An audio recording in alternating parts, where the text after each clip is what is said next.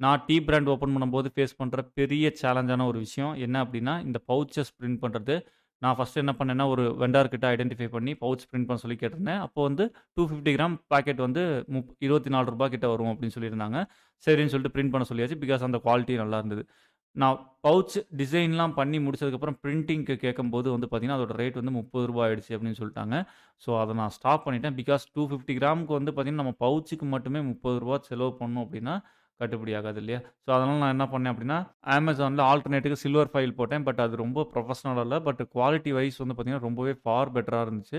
But இதுக்கப்புறம் நான் இது மேல வந்து ஒரு ஸ்டிக்கர் மாரி ஒட்டி தான் செல் பண்ற மாரி இருக்கும். சரி பரவால்ல, இப்போதைக்கு நம்ம ஸ்டார்ட்டிங்ல இப்படியே செல் பண்ணலாம் அப்படின்னு டிசைட் பண்ணியிருக்கேன்.